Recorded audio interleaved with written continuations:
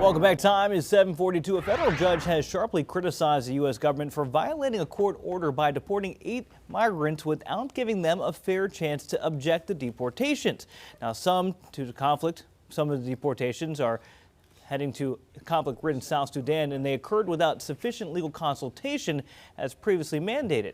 The Department of Homeland Security maintains the individuals were dangerous criminals, but immigration advocates argue, though, due process was still denied.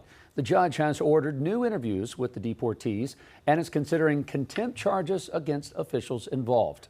Chief Legal Analyst Conley Rhodes is joining us now to talk more about that ruling, what this means for the future of deportations.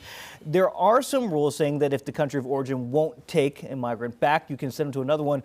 But there are also rules saying you can't send them to a war-torn country, right? And there are rules that say if you give them, you must give them an opportunity to be heard, and they must be able to prove or at least show that if you send them to that country, they will face some type of persecution. And so that none of that happened, and that's the main portion that we're having a problem with. And like the judge said, they've unquestionably violated his order from March. And so now we're trying to figure out, where do we go from here? Because none of this is normal. Due process is something that you are supposed to have. But we are at a tipping point right now, and I could say as a country where we're trying to challenge and trying to find ways to figure out what normal looks like. But typically, if a judge gives you an order, because they only speaks through their orders, and it is written or verbal, but most of the time in this situation, it will be a written order directing you to do something or an agency to do something.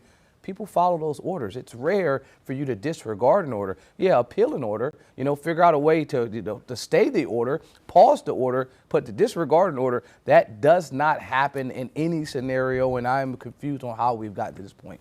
So is this a potential contempt charge? Is that when you're as high up as the Trump administration, doesn't get any higher? Is that a slap on the wrist? Like what is an actual realistic consequence, and does it just get brushed away in the legal system? Well, no, I mean, you have civil contempt, so a fine, but you have criminal contempt, which is jail time. So you can have both. Now, because these are federal courts and the president has the ability to pardon a person in that situation, it's kind of, you run into this endless loop. Yes, I can get an order. Yes, I'll disobey your order. Yeah, you can hold me in contempt. Then I pardon and remove them from contempt. So it can be a cycle of, I don't have to do what you say because I have the ultimate power. But a system like that is not a democracy. That's problematic at its core. But also, we're talking about fear here, and that's the biggest thing. When you have folks from the Department of Homeland Security that had their press conference yesterday, what did they have behind them? Pictures of these folks with their convictions. And it wasn't these 8 individuals, but it was pictures of anyone that had been in this country illegally and had been convicted of a crime. They were rapists, they were murderers, these were folks that were here. And they have them behind these individuals,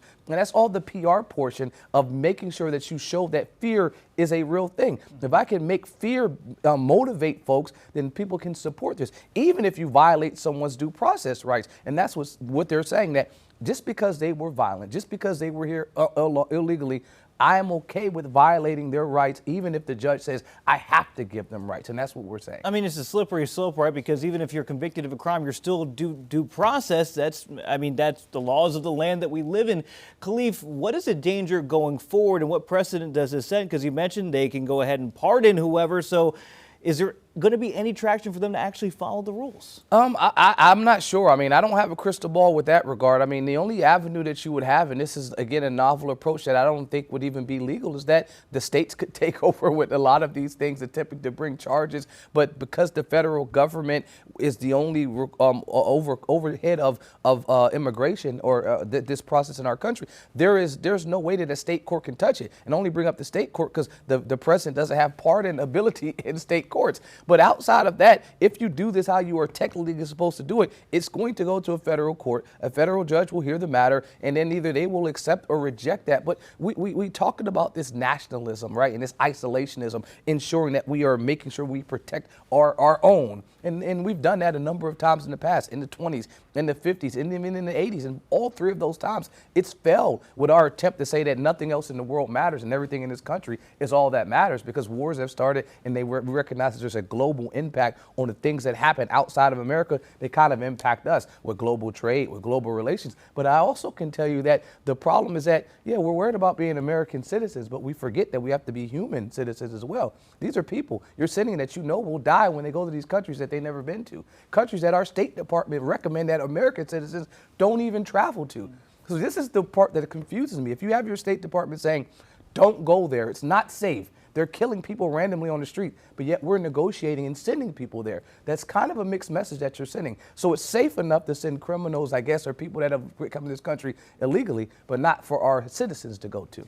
Quickly, Khalif, there's always a small minority of a group that bad behavior, it messes the whole basket of apples becomes bad because of a small portion that's acting illegally or violent. How do some of these changes, how does this affect the I guess the population of immigrants that aren't behaving badly, that are living the way they should, following the orders of trying to become a citizen? How does this complicate the immigration process? I think you asked the folks that have spoken out about the process that's happening so far, folks that were here lawfully in this country that are now being subject to deportation process, folks that are here on H-1 visas that are the smartest folks in the world that come here for attempting to get an education or provide an education to our students if they come here as professors. Those folks are now also being deported. So I'm not sure what message it sends, but it does give a promise made, promise deliver approach if that's what you're attempting to do. But in the interim, there will be folks that are going to be leaving even if they are not lawfully allowed to leave through this process. All right, again, our chief legal analyst, Khalif Rhodes, breaking that down for us. Khalif, thank you.